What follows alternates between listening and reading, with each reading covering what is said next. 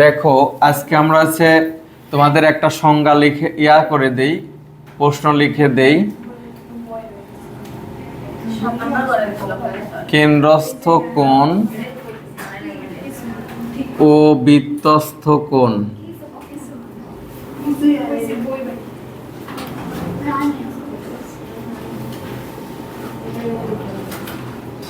কাকে বলে?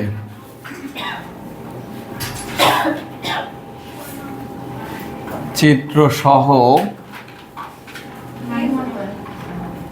ব্যাখ্যা করো। ঠিক আছে, এই প্রশ্নটার উত্তর করে নিয়ে আসবা।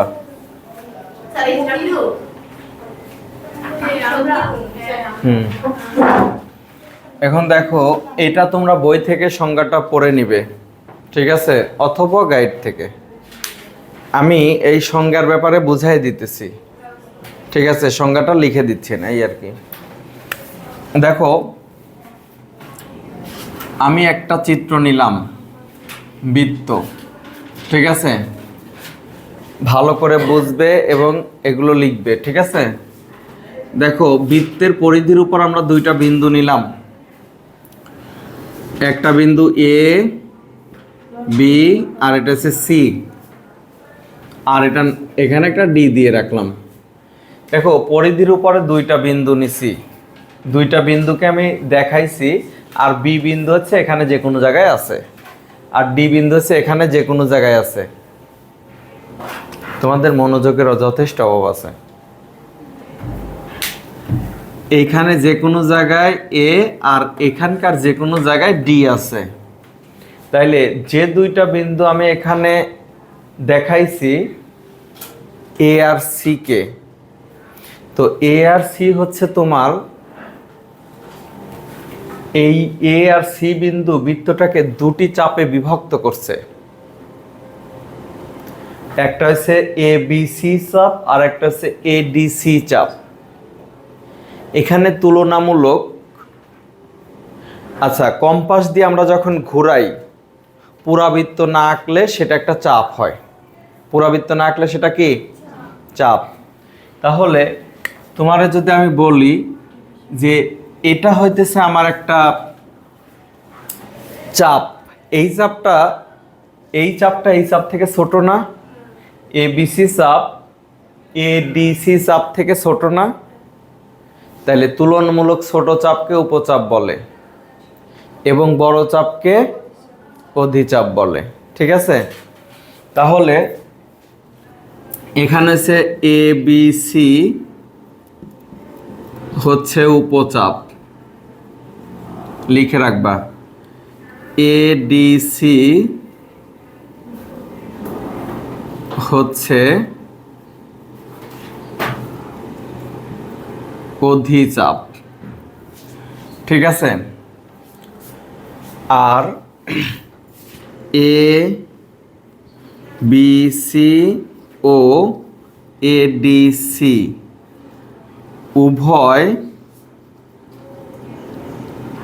উভয় চাপের প্রান্তবিন্দু এ ও সি, উভয় চাপের প্রান্তবিন্দু হইতেছে এ ও সি, ঠিক আছে।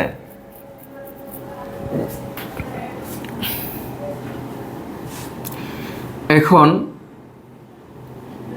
A B উপচাপ,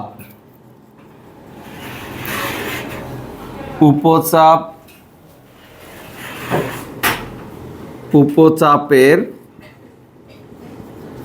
অনুবন্ধী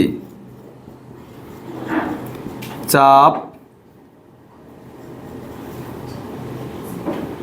অধিচাপ।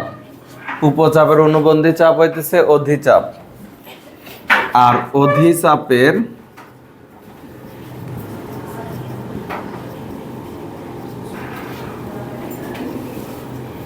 অনুবন্ধী চাপ হয়েছে উপচাপ।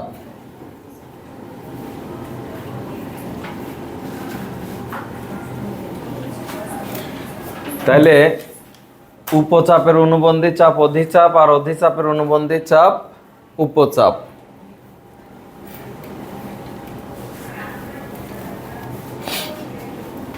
দেখে চাপের প্রান্তবিন্দু থেকে দুইটা ব্যাসার্ধ যদি বৃত্তের কেন্দ্রে মিলিত হয়, ঠিক আছে, এবং চাপ যেদিকে সেই দিকে একটা কোণ তৈরি করে। দেখো তো এবিসি চাপ যেদিকে সেই দিকে একটা কোণ হয়েছে কি না? চাপ যেদিকে সেই দিকে একটা কোণ হয়েছে, তাহলে এই কোণ হইতেছে, এটাকে বলে এবিসি চাপের উপর দণ্ডায়মান কেন্দ্রস্থ কোণ। এটাকে কি বলে? আমি পরিষ্কার, এগুলো তোমরা এইটাই পড়ার কথা। এবিসি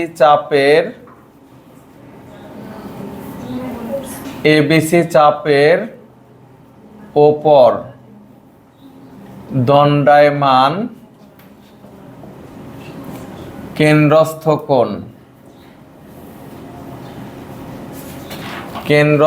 কোণ, এওসি। এবিসি চাপের উপর দণ্ডায়মান কেন্দ্রস্থ কোণ কোনটা? এওসি। আচ্ছা, তোমরা যদি অনেকেই বলো যে স্যার আমরা চাপের কেন্দ্রস্থ কোণ বুঝতে পারি না, তাহলে তোমাদের সহজ বুদ্ধি আছে। এইটা চাপের প্রান্তবিন্দু চেনো কিনা? এই প্রান্তবিন্দু থেকে দেখবা যে কেন্দ্রে যাওয়ার জন্য পথ আছে কিনা। যদি কেন্দ্রে যাওয়ার পথ থাকে, ঠিক আছে, এই পথ আছে, ঠিক আছে, তারপরে এখন এই কোণটা কোন চাপের উপর দণ্ডায়মান সেটা কেমনে বুঝবা? এই যে এইখানে এই চাপ যেদিকে কোণ সেদিকে। আবার এই কোণটার কথা যদি বলি, তাহলে এটাও কিন্তু কেন্দ্রস্থ কোণ। কার? এডিসি চাপের। কার?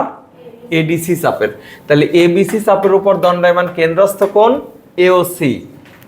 তাহলে আমি যদি এখন বলি যে এডিসি চাপের উপর, আচ্ছা, চাপের উপর দণ্ডায়মান কেন্দ্রস্থ কোণ, আচ্ছা, কেন্দ্রস্থ প্রবৃদ্ধ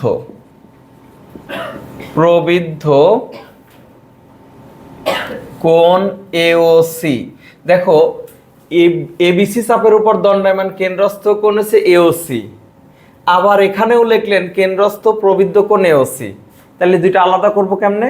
দেখো একটার সামনে প্রবৃদ্ধ আছে আর এটার সামনে কি প্রবৃদ্ধ আছে? নাই, এভাবে আলাদা করতে হবে। প্রবৃদ্ধ কোণ জিনিসটা কি সেটা লিখে নাও। যে কোণের মান 180 বড় প্রবৃদ্ধ, লেস দেন প্রবৃদ্ধ কোণ হচ্ছে তোমার 360 ডিগ্রি।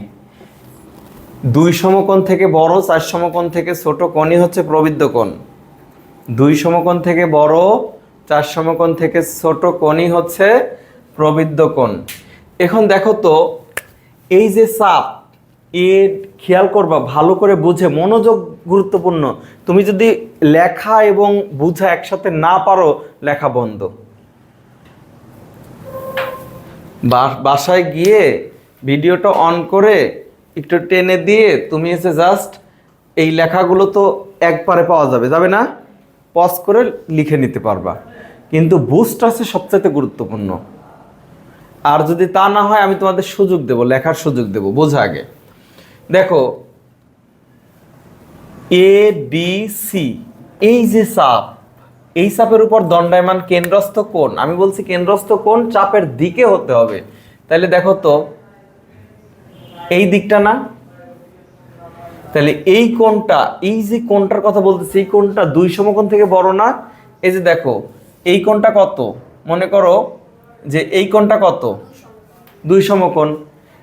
এখন যদি বলি যে এটা বাদ, এখন এখান থেকে ধরো এখান থেকে এরকম, তাহলে এখানে কি 2 সমকোণ আর এইটুকু বাড়তি, তাহলে এই পুরা কোণটা প্রবৃদ্ধ না?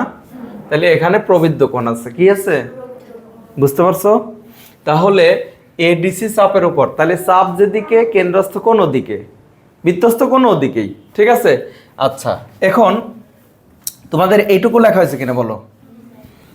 আচ্ছা দেখো, আমি আর একটা জিনিস তোমাদের বলি যে এখানে মনে করো এই হচ্ছে একটা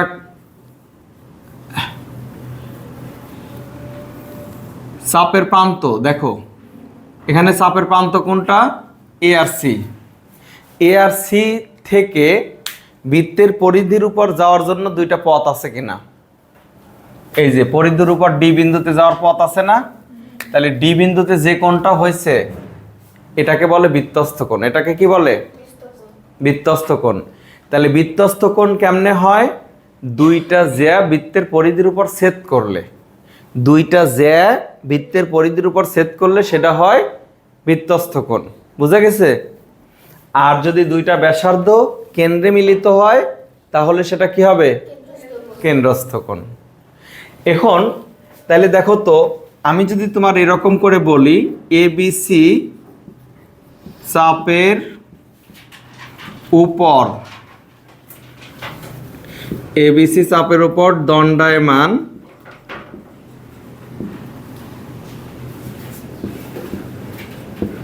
কেন্দ্রস্থ কোণ এওসি, কেন্দ্রস্থ কোণ এওসি না, বলো কেন্দ্রস্থ কোণ এওসি না, এবং বৃত্তস্থ কোণ কত, বৃত্তস্থ কোণ এডিসি। দেখো এই যে চাপ যেদিকে কোণ সেদিকে, চাপ এদিকে কোণও এদিকেই, ঠিক আছে। এডিসি যে বৃত্তস্থ কোণ, এটা বুঝতে পারছো? তাহলে এডিসি কোন চাপের উপর দণ্ডায়মান, এ বি সি চাপের উপর দণ্ডায়মান, এ বি সি চাপের উপর দণ্ডায়মান। বুঝতে পারছো নাকি বুঝো নাই? আচ্ছা এখন যদি আমি উল্টা করে বলি যে কেন্দ্রস্থ কোণ এওসি এবং বৃত্তস্থ কোণ, বৃত্তস্থ কোণ এডিসি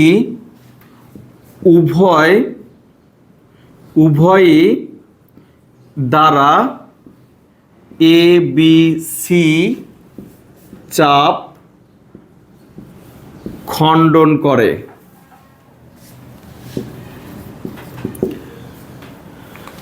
অর্থাৎ এ ডি সি এই বৃত্তস্থ কোণ যে চাপের উপর দণ্ডায়মান বলছি ওই চাপকে খণ্ডন করে, ঠিক আছে। আবার কেন্দ্রস্থ কোণ এওসি, এই এওসি যে চাপের উপর দণ্ডায়মান উল্টা করে বললে খণ্ডন করে বলতে হয়। উল্টা করে বললে কি হয়, খণ্ডন করে। যেমন বলছি এবিসি চাপের উপর দণ্ডায়মান কেন্দ্রস্থ এত বৃত্তস্থ এত। এখন যদি উল্টা করে বলি যে কেন্দ্রস্থ এওসি এবিসি চাপ খণ্ডন করে। আবার বলো যে বৃত্তস্থ এডিসি এবিসি চাপ খণ্ডন করে। বুঝতে পারছো? যদি আমরা চাপের উপর দণ্ডায়মান কেন্দ্রস্থ বৃত্তস্থ বলি তাহলে এরকম, আর যদি কোণ দিয়ে বলি কেন্দ্রস্থ এত কোন চাপ খণ্ডন করে, এবিসি, বৃত্তস্থ এত কোন চাপ খণ্ডন করে, এবিসি। এবিসি এই কোণ এবিসি চাপ খণ্ডন করে, কারণ এই একটা জিনিস বোঝো না কেন, একই চাপের উপর দণ্ডায়মান। এই কেন্দ্রস্থ কোণ যে চাপের উপর দণ্ডায়মান, এই কেন্দ্রস্থ বৃত্তস্থ কোণ সেই চাপের উপর দণ্ডায়মান। ক্লিয়ার? খণ্ডন করে মানে আলাদা করে, চাপরে আলাদা করছে, এবিসি চাপরে বৃত্ত থেকে আলাদা করছে। এবিসি রে কি বৃত্ত বলবা, চাপ বলবা, এই চাপটারে কি এই বৃত্ত থেকে আলাদা করছে, খণ্ড করছে, ঠিক আছে। বুঝতে পারছো কিনা? ঠিক তেমনি আমি যদি এখানে বলি যে এডিসি চাপের উপর, এখন তুমি যদি লেখো যে এডিসি, এডিসি চাপের উপর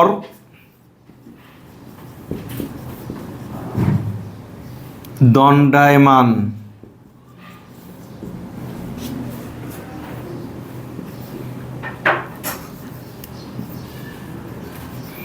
কেন্দ্রস্থ প্রবৃদ্ধ কোণ এওসি। কেন্দ্রস্থ প্রবৃদ্ধ কোণ বলতে হবে না এখন, না হলে দুইটা এওসি এক হয়ে যাবে। এবং বৃত্তস্থ, বৃত্তস্থ কি হবে? এ বি সি। এবং বৃত্তস্থ কোণ কি? এ বি সি। দেখো তো এই প্রান্ত আর এই প্রান্ত এডিসি চাপেরও প্রান্তবিন্দু না, এই জন্য লিখে দিচ্ছি উভয় চাপের প্রান্তবিন্দু এসি। হ্যাঁ, তাহলে দেখো তো এই প্রান্ত থেকে আমরা বি বিন্দুতে আসতে পারছি, এই প্রান্ত থেকে বি বিন্দুতে আসার পথ আছে। তাহলে চাপ যেদিকে কোনটা সেদিকে চিন্তা করলে এই কোনটা কোন চাপে দণ্ডায়মান? এডিসি চাপের উপর দণ্ডায়মান। এই এবিসি কোনটা কোথায় দণ্ডায়মান?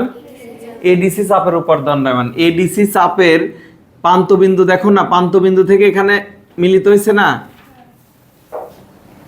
বুঝতে পারছো? আরো ক্লিয়ার করে দিতেছি। তাইলে এখন উল্টা করে যদি বলি, এত এবং এত এই দুইটা কোণ দ্বারা খণ্ডিত চাপের নাম কি? এডিসি। বলা যাবে না? তাহলে এটা লিখলাম না, বুঝতে পারছো? একটা লিখে দিছি আর একটা লিখলাম না।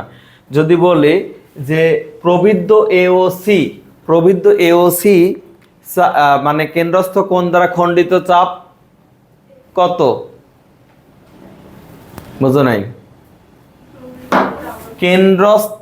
কেন্দ্রস্থ প্রবৃদ্ধ এওসি, কেন্দ্রস্থ প্রবৃদ্ধ এওসি, এই যে এই কোণটা, এই কোণ দ্বারা খণ্ডিত চাপ কোনটা? খণ্ডিত চাপ এবিসি। এডিসি। এবিসি, এবিসি বৃত্তস্থ কোণ দ্বারা খণ্ডিত চাপ কোনটা? এডিসি রে বাবা, এডিসি। এডিসি চাপের প্রান্ততে। আচ্ছা, আরেকটা জিনিস, এটুকু লেখা হয়েছে কিনা বলো? কোনো একটা বৃত্তস্থ কোণ যে চাপের উপর দণ্ডায়মান হয় তার অনুবন্ধী চাপে অন্তর্লিখিত। বোঝেন নাই? বোঝেন নাই তো? শিওর। তাইলে দেখেন, এবিসি চাপের উপর দণ্ডায়মান বৃত্তস্থ কোণের নাম কি বলেন? এডিসি। এবিসি চাপের উপর দণ্ডায়মান বৃত্তস্থ কোণের নাম এডিসি।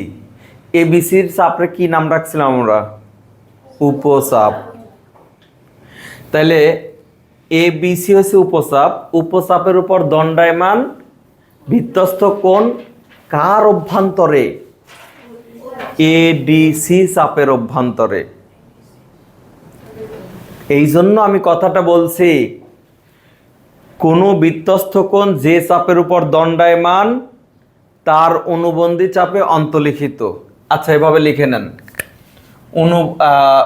এভাবে লিখি যে উপচাপের উপর, আরে বাবা রে, উপচাপের, তোমরা এইটা কি করছো? উপচাপের উপর দণ্ডায়মান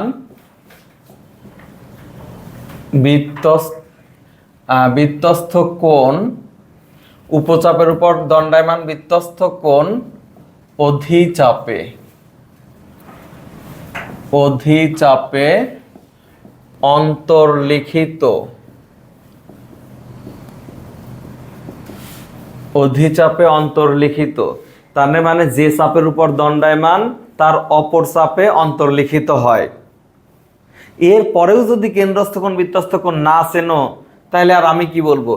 এবিসি চাপের উপর দণ্ডায়মান হলে এবিসি চাপের ভিতরে তো কোণ হইতে পারবে না, কোণ হওয়া লাগবে অপর চাপের উপর। দেখো তো, তাহলে এই এবিসি চাপের প্রান্তবিন্দু এ আর সি থেকে অপর চাপের কোনো একটা বিন্দুতে মিলিত হয়েছে না এই দুইটা জ্যা? তাহলে এবিসি চাপের উপর দণ্ডায়মান বৃত্তস্থ কোণ এডিসি। তাহলে এডিসি চাপের উপর দণ্ডায়মান বৃত্তস্থ কোণ, এখন এডিসি চাপের উপর দণ্ডায়মান বলি, এখান থেকে এই পর্যন্ত এর মধ্যে কোণ হইতে পারবে না। তাহলে কোণটা হয়েছে কোথায়? এখানে। বুঝা গেছে?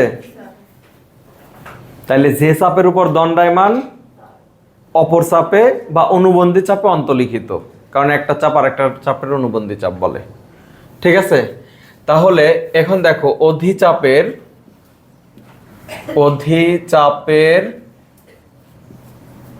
উপর দণ্ডায়মান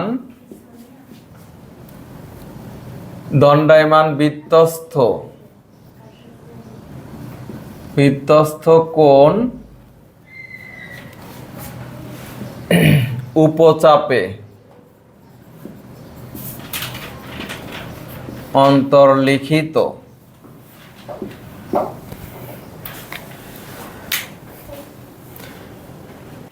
যে এই এবিসি কেমন চাপ? উপচাপ। উপচাপের উপরে দাঁড়ায় আছে এমন বৃত্তস্থ কোণ দেখতে আমাদের কাছে কেমন মনে হচ্ছে? সূক্ষ্ম না স্থূল? সূক্ষ্ম কোণ। উপচাপের উপর দণ্ডায়মান মানে ছোট চাপের উপর দণ্ডায়মান বৃত্তস্থ কোণ ছোট, বড় চাপের উপর দণ্ডায়মান বৃত্তস্থ কোণ বড়। তাহলে দেখো উপচাপের উপর দণ্ডায়মান বৃত্তস্থ কোণ সূক্ষ্ম কোণ। দেখো উপচাপের উপর দণ্ডায়মান বৃত্তস্থ কোণ সূক্ষ্ম কোণ।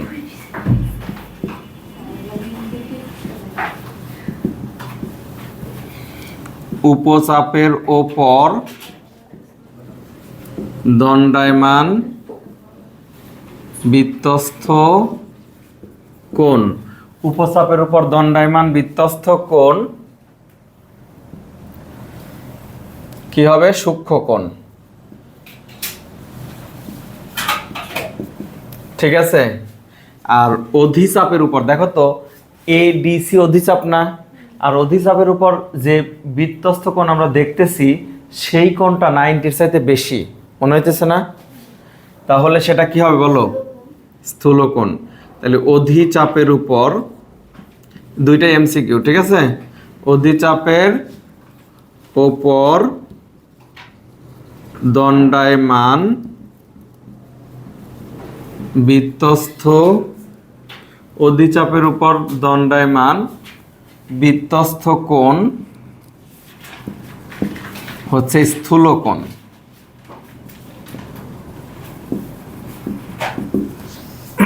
তাহলে অধিচাপের উপর দণ্ডায়মান বৃত্তস্থ কোণ হচ্ছে স্থূল কোণ। আমি তোমাদের এত কিছু না বললে ডাইরেক্ট জ্যামিতিতে বলতে পারতাম এটা স্থূল কোণ, সরি এটা কেন্দ্রস্থ কোণ, এটা বৃত্তস্থ কোণ বলতে পারতাম, কিন্তু সেটা আমি বলি নাই। ঠিক আছে, আমি জানি যে কেন্দ্রস্থ কোণ আর বৃত্তস্থ কোণ না বুঝাইয়া যদি আমি জ্যামিতি করাই, ও করানো আর না করানোর সমান, এরকমই হবে, মানে তুমি লিখতে পারবা না। আর এটা যদি বোঝো জ্যামিতি অঙ্কের মতো বোঝা যাবে, বীজগণিত অঙ্ক যেমন সহজ এটাও তেমনি সহজ।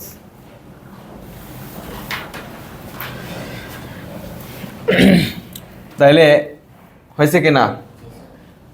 সূক্ষ্ম কোণ স্থূল কোণ।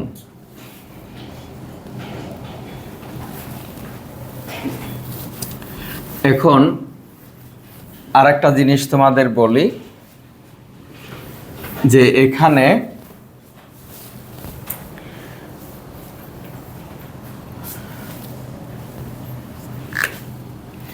একই চাপের উপর দণ্ডায়মান কেন্দ্রস্থ কোণ বৃত্তস্থ কোণের 2 গুণ। যদি আমি বলি এবিসি চাপের উপর দণ্ডায়মান কেন্দ্রস্থ কোণ এওসি এবং বৃত্তস্থ কোণ কি হবে বলো? এডিসি।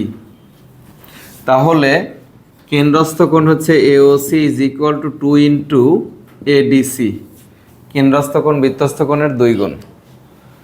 কেন্দ্রস্থ কোণ বৃত্তস্থ কোণের 2 গুণ, অর্থাৎ বৃত্তস্থ কোণটা হচ্ছে তোমার কেন্দ্রস্থ কোণ বৃত্তস্থ কোণের দ্বিগুণ, আর বৃত্তস্থ কোণ কেন্দ্রস্থ কোণের অর্ধেক। বৃত্তস্থ কোণ, ঠিক আছে? তাহলে আমি এখানে বাংলায় লিখে দিচ্ছি, আচ্ছা, এটা 20 নম্বর উপপাদ্যের মধ্যেই আছে, লিখে দিব না, ঠিক আছে। এখন দেখো, আমি এখান থেকে তোমাদের বোঝানোর জন্য আর একটা কাজ করি, ঠিক আছে, যেমনই হোক।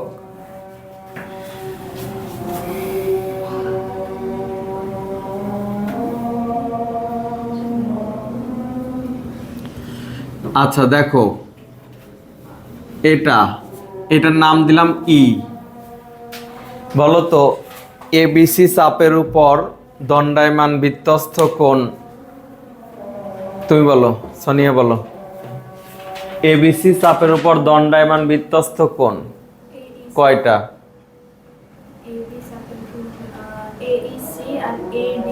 Very good.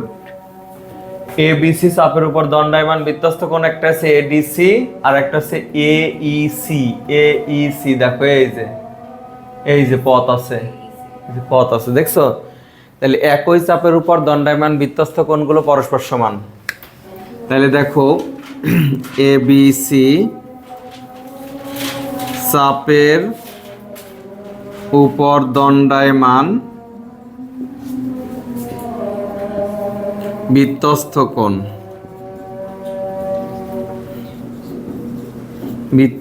কোণ, এডিসি ও কোণ এইসি, ঠিক আছে।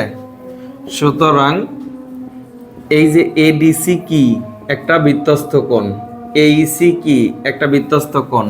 এই দুইটা বৃত্তস্থ কোণ কোন চাপের উপর দণ্ডায়মান?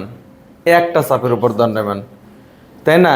তাহলে একই চাপের উপর দণ্ডায়মান যত বৃত্তস্থ কোণ নেব সব সমান। কথার মানে বোঝা যায় যে কোনো একটা চাপের উপর দণ্ডায়মান যত বৃত্তস্থ কোণ নেব সবাই সমান হবে, ঠিক আছে। তাহলে একই চাপের উপর দণ্ডায়মান বৃত্তস্থ কোণগুলো পরস্পর সমান, ঠিক আছে। এখন আমি তোমাদেরকে তাড়াতাড়ি তুলে নাও।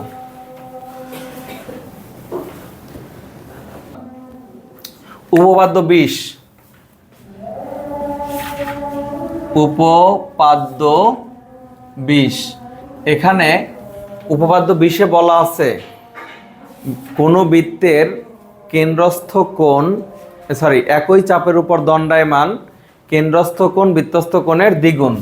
তাহলে এখানে লেখা আছে কোনো বৃত্তের, আচ্ছা কোনো না, একই হ্যাঁ, বৃত্তের একই চাপ, বৃত্তের একই চাপের ওপর দণ্ডায়মান কেন্দ্রস্থ কোণ বৃত্তস্থ কোণের দ্বিগুণ, ঠিক আছে।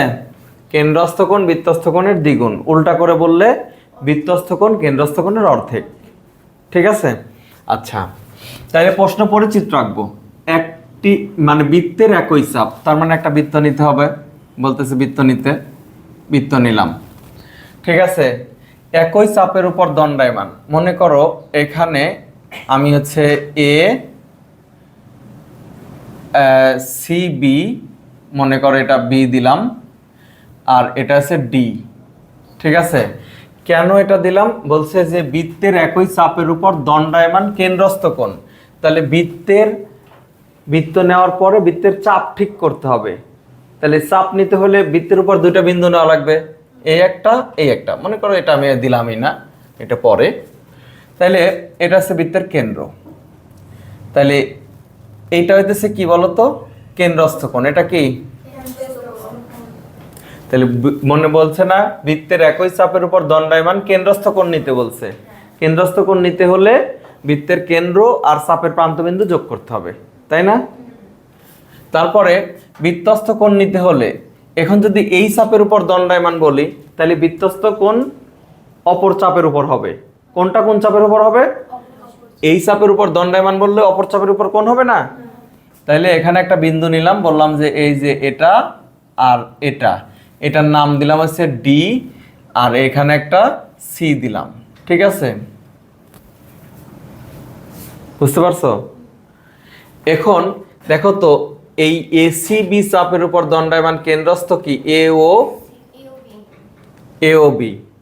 ঠিক আছে, অথবা তুমি এভাবে বলতে পারো এখানে সি আর এখানে বি, এখানে এ, ঠিক আছে, এখানে ডি। ঠিক আছে, চেঞ্জ করে দিলাম যে এই বিডিসি চাপের উপর দণ্ডায়মান কেন্দ্রস্থ কোণ এত, বৃত্তস্থ কোণ এত। তাহলে প্রশ্নের মধ্যে এইটুকু বলছিল। ঠিক আছে, তাহলে আমি বলি, শোনো, ও কেন্দ্র বিশিষ্ট বৃত্তে এবিডিসি একটি ও কেন্দ্র বিশিষ্ট এবিডিসি একটি বৃত্ত। ঠিক আছে,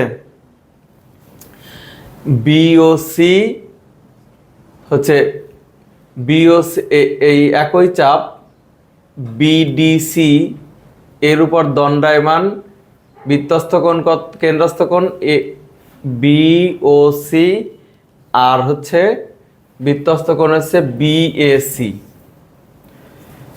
তুমি এখন বিশেষ নির্বাচনটা দেখো কি বলতেছে, বইয়ের দিকে তাকাও। মনে করি ও কেন্দ্র বিশিষ্ট এবিসি, হ্যাঁ, মনে করি ও কেন্দ্র বিশিষ্ট এবিসি একটি বৃত্ত।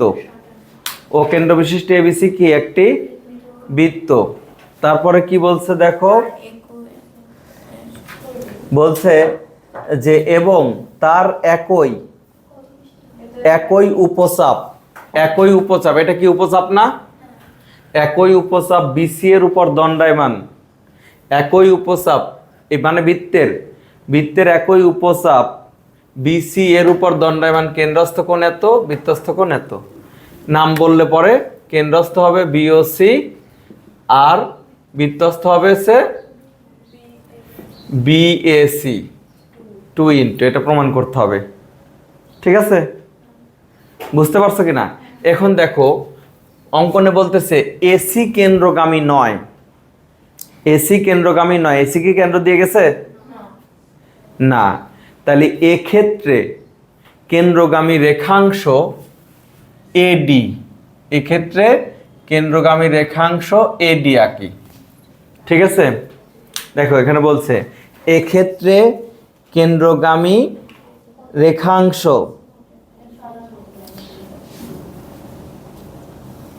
এক্ষেত্রে এ বিন্দু দিয়ে কেন্দ্রগামী রেখাংশ এডি আঁকি। বুঝতে পারছো অঙ্কন? বুঝতে পারছো কিনা বলো? আবারও বলতেছি, ও কেন্দ্র বিশিষ্ট এবিসি বৃত্ত এবং তার একই চাপ বিসি এর উপর দণ্ডায়মান কেন্দ্রস্থ বিওসি, কেন্দ্রস্থ কোণ বিওসি এবং বৃত্তস্থ কোণ বিএসি। প্রমাণ করতে হবে যে এত অঙ্কন এসি কেন্দ্রগামী নয়। ঠিক আছে, এক্ষেত্রে এ বিন্দু দিয়ে কেন্দ্রগামী রেখাংশ এডি আঁকি। ঠিক আছে, এখন দেখো প্রমাণটা কিভাবে হবে ভালো করে বুঝবা। ধাপ 1, আমি এখানে বইতে মধ্যে লেখা আছে, লিখবা ওইভাবেই। ত্রিভুজ এ বি, আচ্ছা, ত্রিভুজ এওবি এর বহিস্থ, ঠিক আছে, বহিস্থ কোণ দেখো, এই যে ত্রিভুজ এ ও বি, এই ত্রিভুজের এইটা হইতেছে বহিস্থ কোণ। কেন স্যার?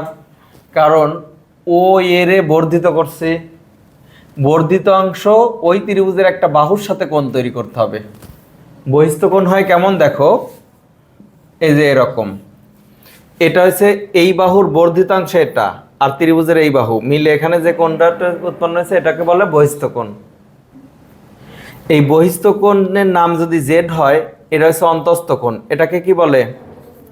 এটা বহিস্থ কোণ, এটা হচ্ছে অন্তস্থ কোণ। আর অন্তস্থ বিপরীত, বিপরীত অন্তস্থ হচ্ছে এটা, বিপরীত অন্তস্থ হইতেছে এটা। বুঝতে পারছো? এটা এটা এটা যদি এক্স বলি, এটা যদি ওয়াই বলি, তাহলে z equal to x plus y হবে। ত্রিভুজের বহিস্থ কোণ অন্তস্থ বিপরীত কোণ দ্বয়ের সমষ্টির সমান, তাই না? বলো, বুঝতে পারছো কি না? আচ্ছা স্যার, ওখানে 2 কোণ বিএসি কেন হলো? বিএসি কেন দ্বিগুণ হলো? বিএসি কেন দিয়ে এটাই তো প্রমাণ করব। প্রশ্নের মধ্যে তো বলেই দিছে, বৃত্তের একই চাপের উপর দণ্ডায়মান কেন্দ্রস্থ কোণ বৃত্তস্থ কোণের দ্বিগুণ।